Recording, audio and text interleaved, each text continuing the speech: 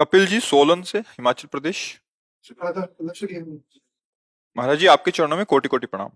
महाराज जी, जिस प्रकार सभी की कुछ ना कुछ इच्छा रहती है प्रभु से, उसी प्रकार क्या अपने अपने स्वार्थ के लिए भक्ति करना उचित है? हाँ, शुरू करो, करना चाहिए। बड़े मालिक है, हम इस भाव से लगे ना। संकट निवृत्ति के लिए, धन प्राप्ति के लिए, पद अधिकार की प्राप्ति के लिए बहुत बढ़िया है।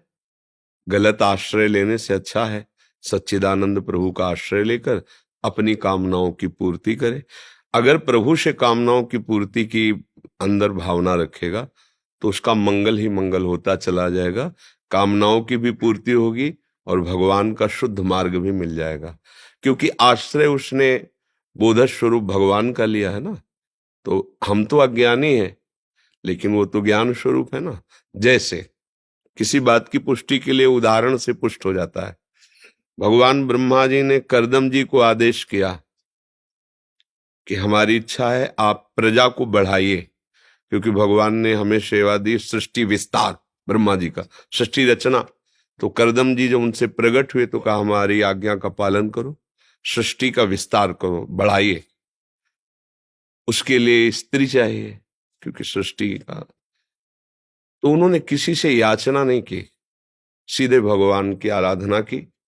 और जब भगवान प्रकट हुए तो उन्होंने कहा अपने पिता की आज्ञा का पालन करने के लिए मुझे भार्या चाहिए, क्योंकि सृष्टि उसी से बढ़ेगी। तो भगवान ने कहा कि आदि सम्राट महाराज मनु की पुत्री श्री देवहूति जी, परम सुंदर, परम भक्त, परम ज्ञानी। देखो, भगवान से जब मांगी जाती है वस्तु तो भगवान, हाँ, सर्वोपम है ना, तो वो अपने हिसाब से भी देते हैं।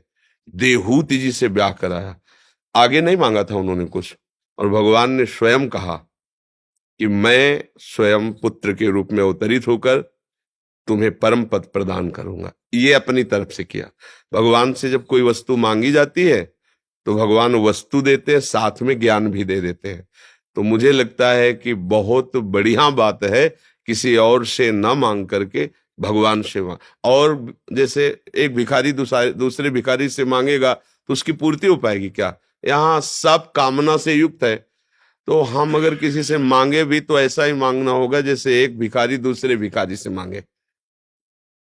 अच्छा, देवता लोग जो हैं वो दाता नहीं है, वो कर्म के मंत्री हैं। जैसे दुकान में जाओ तो दुकानें खुली, वो दान घर थोड़ी है।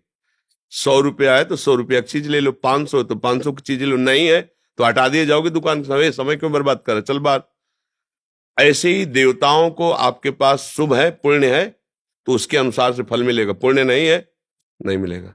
कर्म ठीक बना वो हिसाब ठीक कर देंगे, कर्म ठीक नहीं नहीं बने। लेकिन भगवान का दरबार ये दुकान नहीं है, ये अपना घर है। जैसे पिताजी से ये चीज चाहिए, अगर वो तुम जो मांग रहे हो तुम्हारा अमंगल कर देगी, नहीं देंगे। चाहे आप सर के बल खड़े होकर तपस्या करो तो भी नहीं देंगे, क्योंकि वहां देवताओं वाला भाव नहीं है, वहां प्रभु है ना।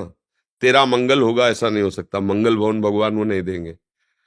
और अगर दे दिया मंगल भवन तो अमंगल होने नहीं देंगे, पक्की बात। अगर वो वस्तु दे दी तो साथ में वस्तु की सुरक्षा और साथ में आपको शुद्ध ज्ञान, ये भगवान से जिसको प्राप्त हुआ निहाल कर दिया है।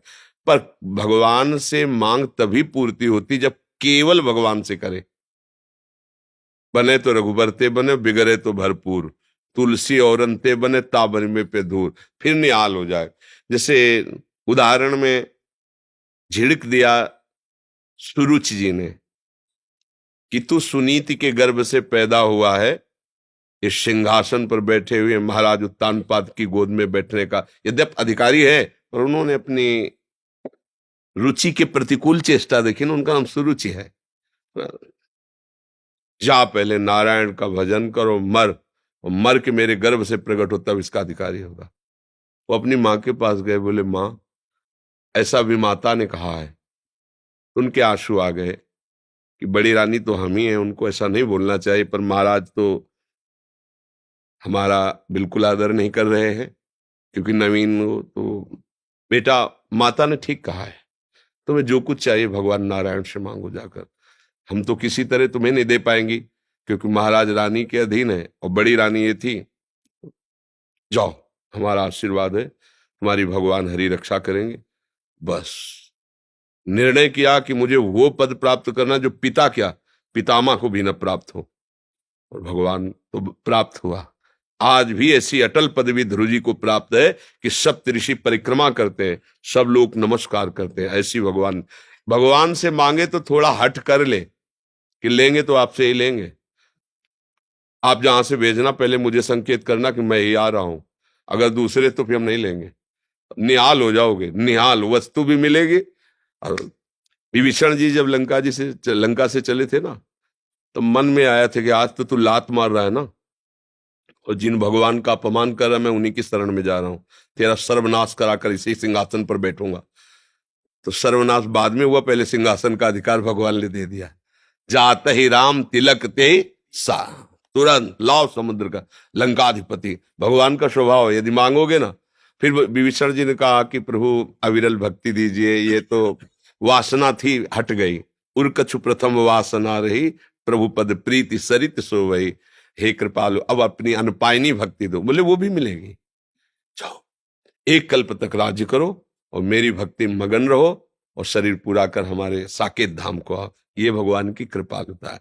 हम संकट निवृत्ति, धन की चाह, जो भी मांगे प्रभु से मांगे, थोड़ा छूट दे दे कि उचित होते देना, नहीं तो न देना। और अगर वो दे दिए तो वो भी वस्तु मिलेगी और भगवान का कृपा प्रसाद भी मिलेगा। मांगना तो भगवान से ही चाहिए, जहां मांगने से मांगना मिट जाता है। दानी तो एकमात्र श्री भगवान है, क्योंकि सबके अंदर कामना है। भला कामना की पूर्ति की चाह लिए जो है वो मेरी कामना की पूर्ति कैसे कर सकता है? तो पूर्ण काम भगवान है, उन्हीं से हमारी बात बनेगी। इजे ही दरबार दीन को आदर रीति। भगवान का नाम गरीब निवाज है।